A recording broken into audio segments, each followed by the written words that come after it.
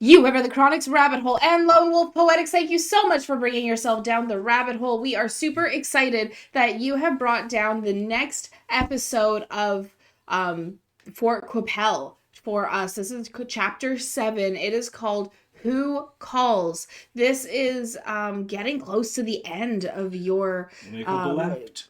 spoken word poetry series, so there's only a couple left. I'm really excited to see where this story goes and how it's going to come to its close, because you have been telling such a great tale throughout this, and it just keeps getting better. So I'm really excited to see where you're going to lead us with this one in the last few chapters of this series. Yeah, likewise. And this one is almost 4 minutes, so one of the longer ones too. And as y'all have seen, this is chapter 7, so go check out the other 6 if you have not yet. And in this 7th installment in the Fort Qu'Appelle saga, the pre-trauma character has finally reached Fort Qu'Appelle. We're finally there. The video was also filmed in your grandparents' basement.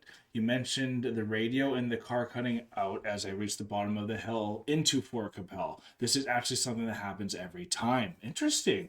Oh, cool. I did have a creepy experience while shooting this video. I had shot 5 or 6 takes before getting one that I thought could work. However, after watching it back, decided to try for a cleaner take. During the reshoot, another 3 or 4 takes total, I felt like I was being watched the entire time. Not only that, I also had goosebumps on my arm from being chilly, something that I did not feel during the previous 5 to 6 takes. Note, I was fully sober and lucid during this and all of my shoots. Well, that's terrifying, and just to throw in everything that the trauma has thrown in, whether that's something there or not, you felt it, and that's what trauma is. You can't ever deny what someone's going through. And something you even let us know about is all of the paranormal type of stuff that also happens around Fort Qu'Appelle itself. And like we know, Canada is very much a haunted place because of all the stories that have happened. There's even a whole book series on Haunted Canada and TV series on it as well. Right. And so you've let us know about like some of what has happened in history with Fort Qu'Appelle. So I'm sure there's a lot of stories that have taken place. So thank you for sharing yours with us, Lone Wolf Poetics. Here we go. We're on to chapter 7. Who calls? Pebby calls. Meow. Yeah, I was hoping for a meow.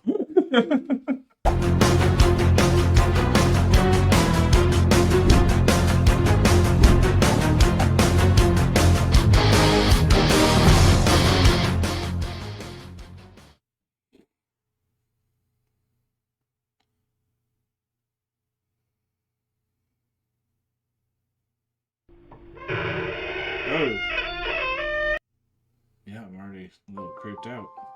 Finally, I am here. I have made it to Fort Qu'Appelle. The thick fog that carried me to this point is dissipated. Oh, nice. Disappeared altogether, actually. It's kind of weird, really. Eerie. Ominous. Mysterious. As I descend the curved hill down into the low-lying, sleeping town of Fort Qu'Appelle, the weather is temperate for late January. I have never been to Fort Qu'Appelle in my life, and yet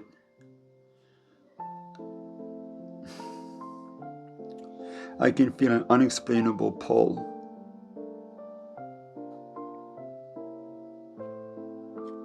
I just want to pause it there just to give a one inflection with the music choice. Well done, because it's like that juxtaposition where you're feeling the haunting presence, like you even mentioned kind of in your background story there too, and kind of like this almost spiritual pull that's bringing you to there, but it's like feeling a little on the dark side, as you were alluding to as well. So like there's just this unease, but some peacefulness too. So it's like it's really well done and really fluid on your delivery of the lyrics as well. Yeah, very fluid. I really liked also with the music, just before we start again. I like how, because this is the pre-traumatized character, the music is in a lot more of a happier tone, but then it has, like you said, that juxtaposition with the black and white imagery and like the grainy camera type found footage style that you're going with here, right? So it's adds to that kind of creepiness on, like, I don't know if you've seen the movie Midsummer. It's a horror movie, but it has a similar but an opposite juxtaposition where it's creepy with happy scenes. You have a happy kind of song playing with a creepy scene. So it gives And that. she's asking y'all because clearly Yeah. I've watched it with her. Yes.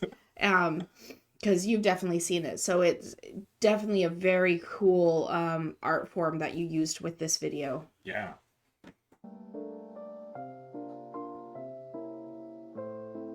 Like I know exactly where I need to go. As if being guided by an unseen magnet.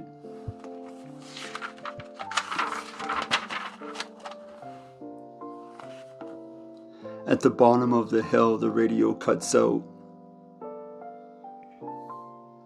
playing only loud, white noise static.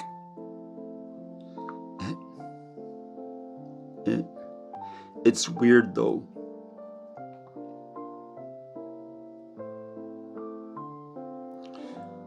There is nothing playing on the radio.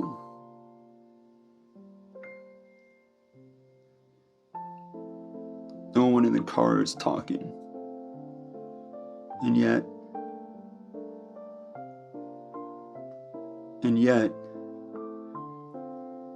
I can hear a distant voice echoing, growing louder, like a growing crescendo.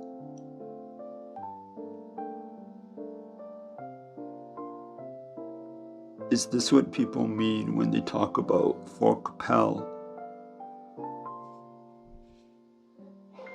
being the place where spirits ask, who calls?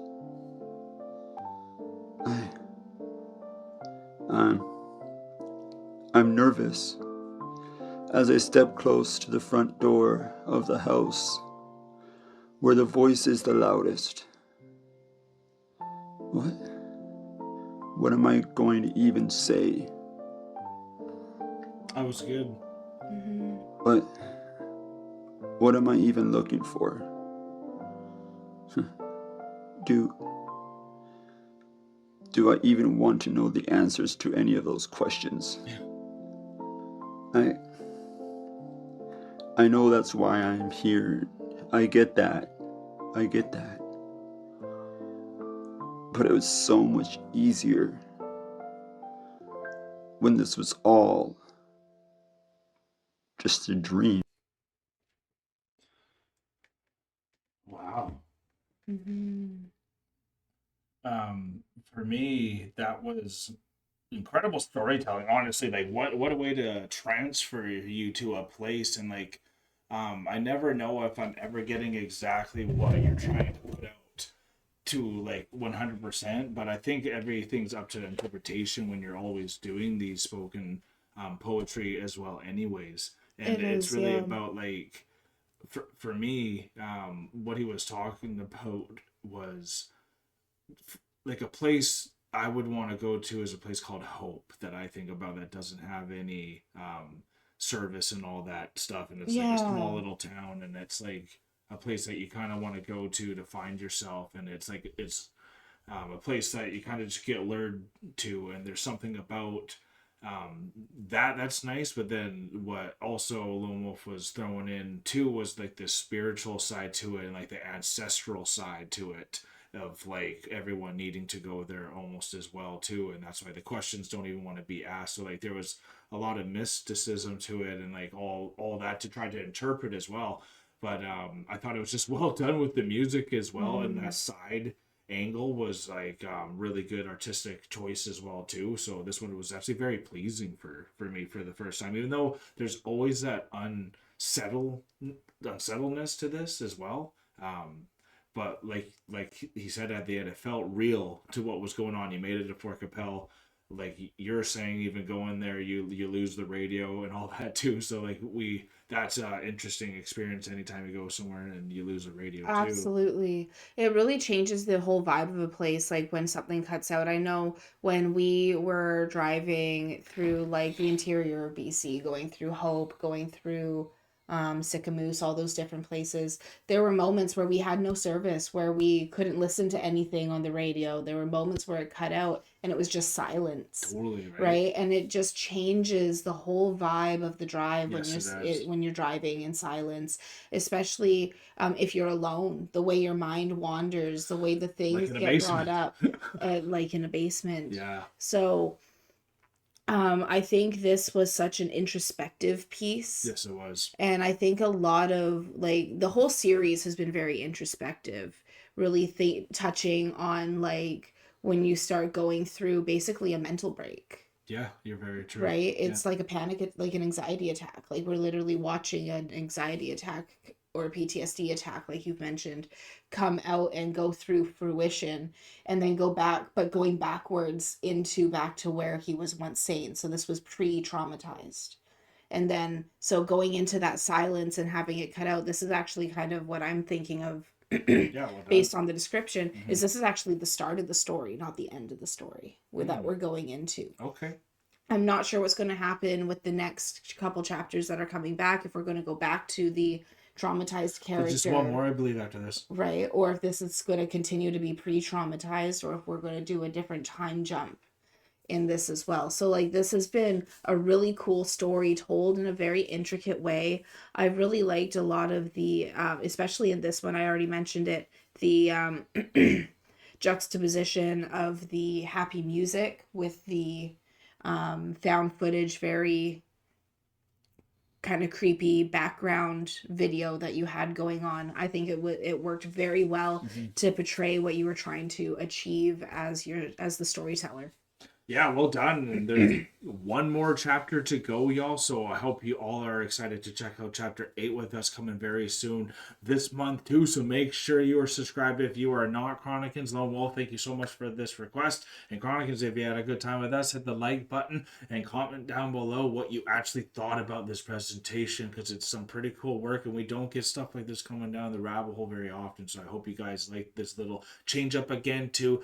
And we are now exiting the rabbit hole, folks. Thank you so much, everyone, for being here. This was absolutely amazing. I can't wait to see what else you are going to bring down the rabbit hole, Lone Wolf, and where you're going to go next after we are done with this series. Because this has been a really cool series, and I'm really excited to see what else you have for us in the future. Peace and love, everyone. God bless y'all. Take care, and bye for now.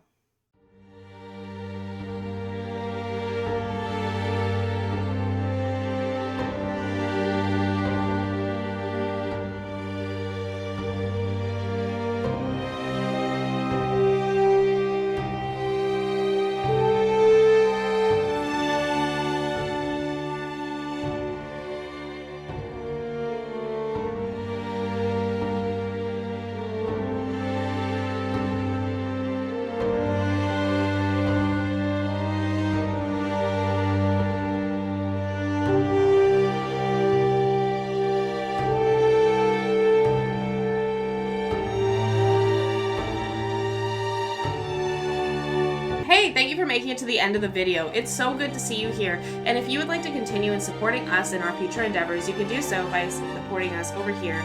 And if you really like this band or artist that you listen to in this video, you can support them right here. And we think you might like this video right here. So remember to click it and continue on your trip down the rabbit hole.